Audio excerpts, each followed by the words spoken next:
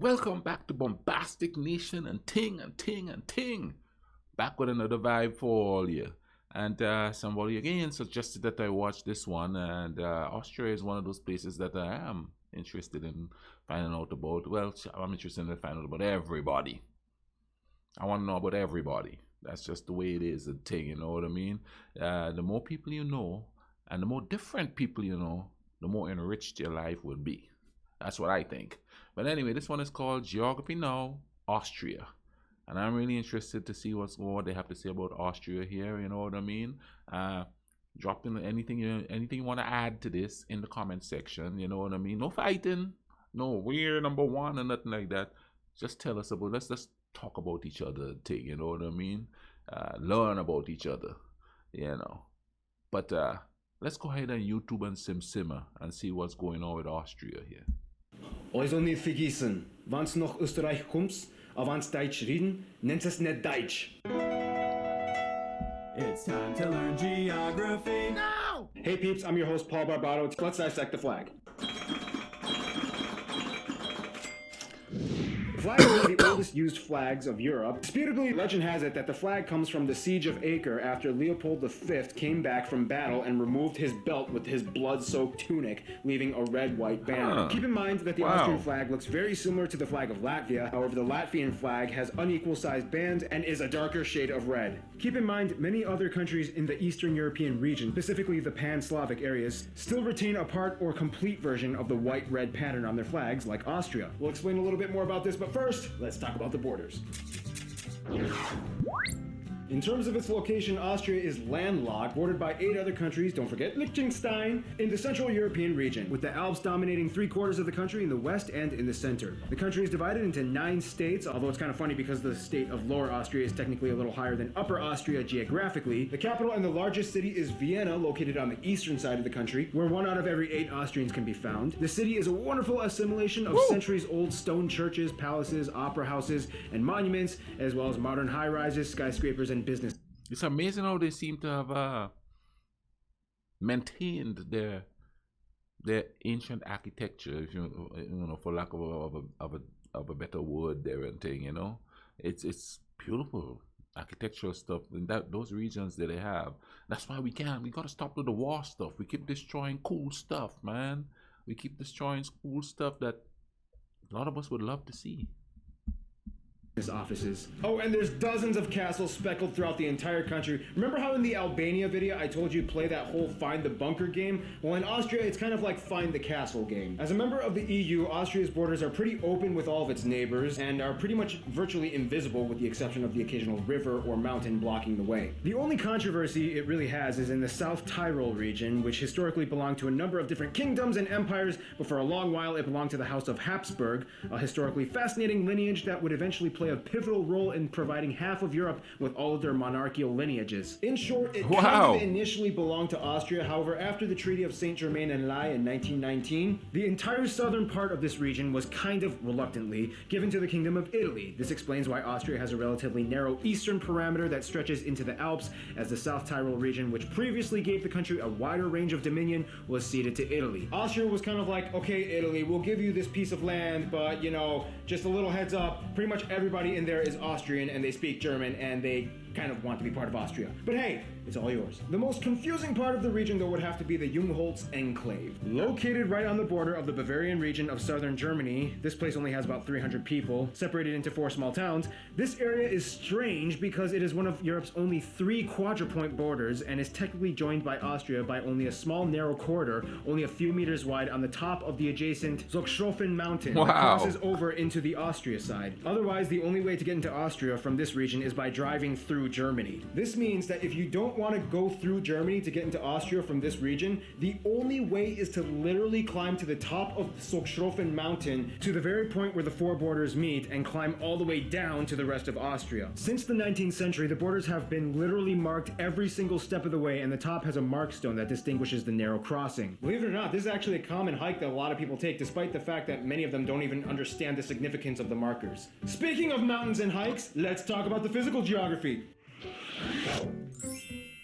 No, but As that was mentioned before, interesting. about 3/4 of Austria is mountainous, with the Alps dominating the center and western parts of the country. I've always These been mountains are interested the in the Alps, characterizing too. segments that give Look how Austria its beautiful that distinct is. national identity, both historically and culturally. In short, even though the vast majority of people in Austria live in the low-lying plains around the mountains, Austria would not be Austria without the Alps. These mountains can actually be quite quirky, almost with minds of their own. For example, every spring in the Hochschwab Mountains and forests on the east side of the Alps, the snowmelt from the mountains completely engorges the Grüner See, or the Green Lake, engulfing the entire park with trees and benches underneath it. These mountains also provide the perfect setting for Austria's favorite sport, skiing. I've actually seen pictures of that. That would be nice to actually go check out. But it just engulfed the whole park. The benches and everything is underwater. That'd be downright interesting. You see, if only we could just travel freely. We can, but you know, really freely. The problem though is that although these mountains are very beautiful, they do kind of make a lot of the country uninhabitable or difficult to cultivate. Although 40% of the land is covered in forests, less than 20% of the land is arable. And for the record, yes, The Sound of Music was filmed in parts of Austria. No, not everybody has seen or even cared about seeing that movie. Of course, the mighty Hey, watch him out. That's my favorite movie. And I'll tell you why that's my favorite movie. That was the first movie I saw in the theaters with my mother. So that's why, I guess it's not so much the movie itself, but the fact that I was hanging out with my mother, going to the movies, and that was the first time I've ever been in a movie theater. Just a little tidbit of a story there.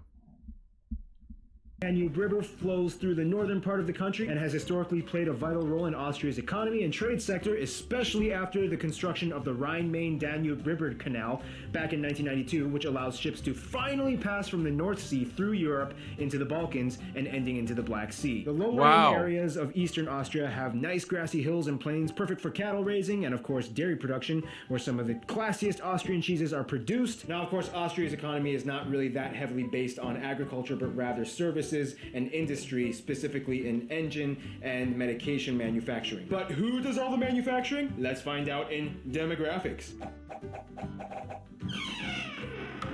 You know, as the home country of Mozart, Austria still kind of lives up to its classy expectation. Austria has a population of about 8.5 million, about 90% of whom are ethnically Austrian, and 10% from other nations, mostly from Germany and the former Yugoslavian states such as Hungary, Serbia, and Bosnia, with an influx of Turkish people having immigrated over the past few decades. The reason why there are so many Eastern Europeans in Austria has somewhat to do with the Austro-Hungarian Empire and the Habsburg dynasty, which was one of the most pivotal monarchies that shaped the entire course of European history in every corner, from See, once again, we just moving around.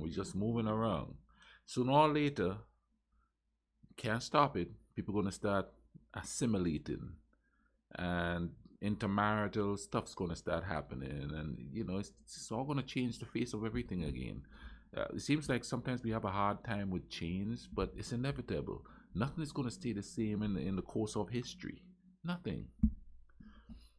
Too bad that a lot of things have to be changed because of wars and stuff. But I'm gonna keep saying that, because I'm into the war thing. But let's continue watching.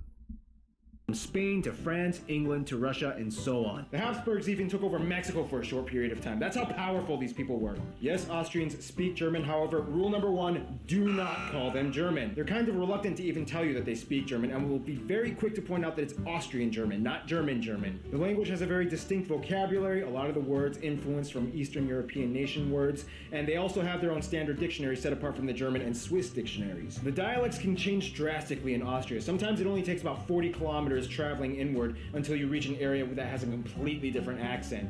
And don't even get started on those Liechtensteiners. In contrast to Germans, Austrians like to define themselves as more soft-spoken and reserved. They don't like to upset anybody, and courtesy is very highly expected in this country. Educational accomplishments and achievements are very highly prized in Austria. One thing Austrians do kind of obsess over, though, are titles. They prefer to be addressed by every title that they've obtained for themselves, even if it equates to like 15 titles. Mr., Dr., Chairman, Vice CEO, Chairman Otto von Schnitzelbach-Krakengeschäftmeier. One thing that Austrians will tell you that they really like to do is just taking simple walks, whether it's just for an hour to clear their head, and in any weather, whether it's great or whether it's raining. They even have a word for it, spazieren gehen. Don't be surprised if an Austrian invites you to just go for a walk. Go with it. They're a little bit more conservative in their walk. That would politics, be which nice. can possibly be attributed to the growing elderly population. However, the youth have always been known to ruffle up a few controversy feathers here and there. I mean, the winner of last year's Eurovision contest was an Austrian drag queen with a beard. They keep things a little bit on the down low. However, once every so often, one notable figure comes and shines through, like Christopher Waltz and everyone's favorite bodybuilder Arnold Schwarzenegger, which, by the way, contrary to some stupid rumors, no, the last name Schwarzenegger does not have a racist connotation behind it. It literally just means the person from Schwarzen. Schwarzen meaning black, Egger meaning soil, black soil, fertile soil. It basically just means the place of the fertile soil. The family is descended from a long line of prosperous farmers, which is what the name refers to. Case closed! Speaking of relationships, I never talk thought about that, the brother. friend zone. Just thought it was another foreign name. In the simplest way I can put this is kind of what Austria's relationships kind of look like.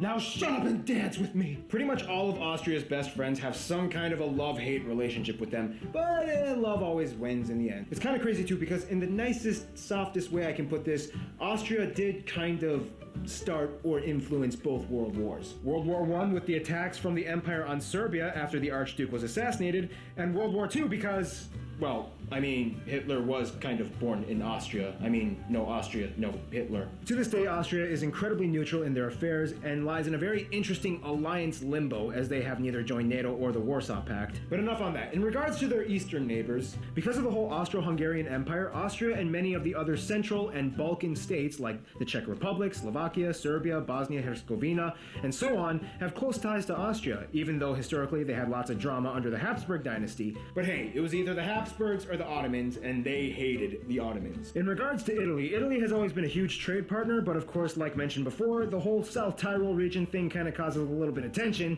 They aren't going to war or anything, but Austria is kind of like, look, Italy, I mean, come on. Everybody there is Austrian. In terms of their best friends, Austria would kind of reluctantly say Germany, but more specifically Bavaria, the region of South Germany. Bavarians and Austrians are very similar in their culture and tradition. Some Austrians will tell you that because they get along so well, Bavaria is said to be the 10th Bundesland, or state, of Austria, although Bavaria alone has more inhabitants than the whole of Austria. You know all that stereotypical lederhosen and dirndl costume stuff that you see on all those Oktoberfest commercials? Yep. Yeah, that's kind of what you would attribute to Bavarian and somewhat Austrian culture, but they only do that on special occasions. I mean, if it was up to me, I would wear that stuff 24/7, but hey, to each his own.